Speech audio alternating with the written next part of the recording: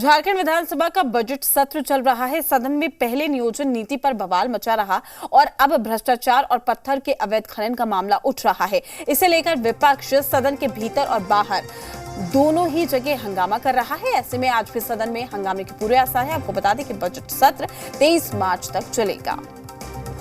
तो लगातार जो हंगामा है वो देखने को मिल रहा है। नियोजन नीति को लेकर लगातार हंगामा देखा सदन के अंदर और बाहर। साथ ही अब भ्रष्टाचार के मुद्दे को उठाया गया है।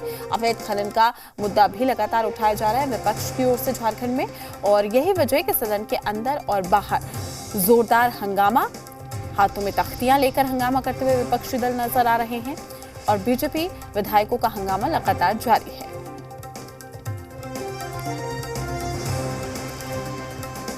तो झारखंड विधानसभा का बजट सत्र चल रहा है। सदन में पहले भी नियोजन नीति पर बवाल देखा। नियोजन नीति को लेकर लगातार आरोप प्रत्यारोप की राजनीति भी हुई और सदन के अंदर और बाहर नियोजन नीति को लेकर हंगामा दिखाई दिया। वहीं भ्रष्टाचार, पत्थर के अवैध खनन का मामला भी लगातार उठाया जा रहा है।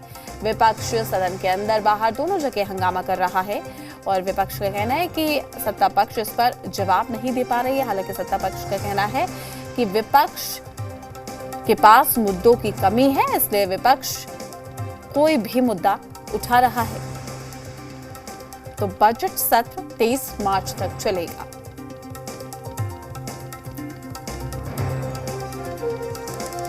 तमाम जानकारी के साथ हमारे संवाददाता कामरान हमारे साथ जुड़ चुके हैं। कामरान, लगातार तमाम मुद्दों को लेकर हंगामा सदन के अंदर और बाहर दोनों तरफ दिखाई दे रहा है।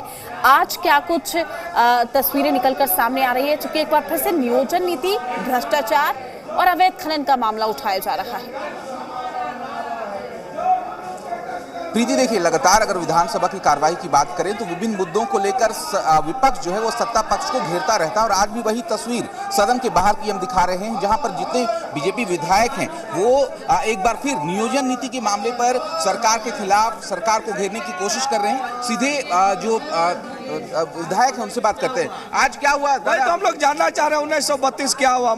हम लोग लगातार सरकार का जन समर्थन करते आए, यहाँ तक कि सदन में भी सर्वसम्मत से 1932 पास करके दिया और सरकार ने बिना विपक्ष को विश्वास में लिए हुए कैबिनेट से इन्होंने 1932 नहीं फिर 2016 से पूर्व, अब भाई 2016 से पूर्व आप लाए, ये समझ में आ रहा है 2016 से पूर्व क्या था, लेकिन आपने 60-40 लाया, ये यहाँ के युवा को और यहाँ के लोगों को नहीं समझ में आ रहा है। 60-40 समझ नहीं आ रहा मैडम, लेकिन रोस्टर तो लागू कर दिया गया है, ये क्या अब फायदेमंद नहीं है ये युवाओं के लिए?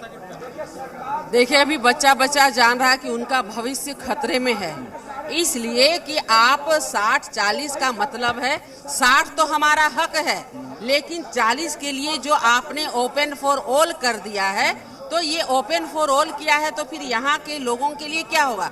आप कहीं पर भी जाइए, वहाँ के स्थानीयों के लिए स्पष्ट वहाँ पर रिजर्वेशन रहता है, लेकिन यहाँ पर 60-40 करके ओपन फॉर ऑल कर दिया गया। तो आज नौजवान पूछना चाह रहे हैं कि आखिर हम कहाँ जाएंगे?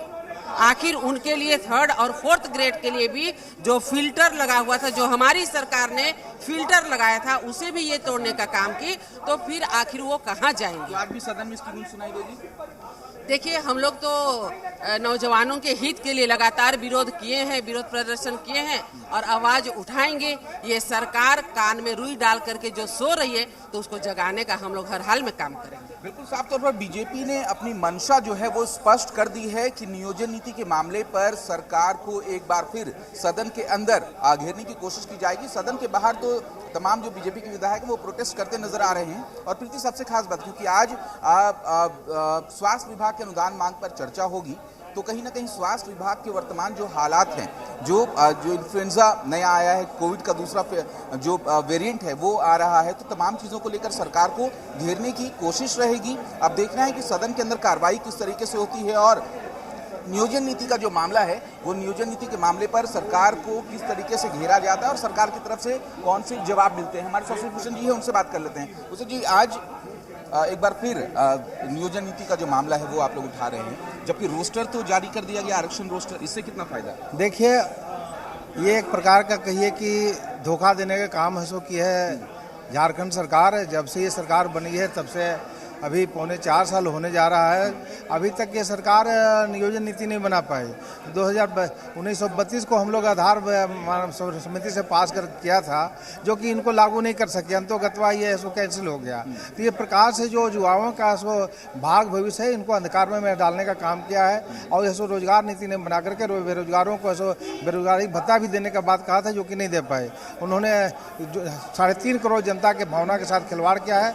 आने वाले 2024 में इनका खमियाजा इस सरकार को भुगतना पड़ेगा। और हम भारतीय जनता पार्टी के लोग ऐसो सरकार में आएंगे और युवाओं के ऐसी भावना का कदर करते हुए हम झारखंड की भावनाओं को कदर करेंगे और उनके उम्मीदों पर खरा उतरने का काम करेंगे। बिल्कुल बड़ा आरोप बीजेपी लगा रही है। सीधे तौर पर इनका ये कहना है कि राज्य सरकार ने युवाओं को छला है और साल 2024 में जब चुनाव होंगे तो युवा ही राज्य सरकार को हटाकर बीजेपी की सरकार लाएगी और फिर ये यानी बीजेपी जनहित के मुद्दों को लेकर, युवाओं के मुद्दों को लेकर आगे बढ़ती नजर आएगी। तो साफ तौर पर हम कह सकते हैं कि विधानसभा की कार्रवाई से पहले यानी सदन के बाहर बीजेपी ने अपनी जो तेवर हैं वो तल्ख दिखा दिए हैं कि किस तरीके से सदन के अंदर कार्रवाई के दौरान नियोजन नीति के मामले पर सरकार को घेरने की कोशिश रहेगी। जी प्रीति। चलिए कामरान, तमाम जानकारी देने के लिए आपका शुक्रिया। अपडेट हम आपसे लेते रहेंगे, चूंकि तमाम मुद्दों को लेकर एक बार फिर से हंगामा देखने को मिल रहा है।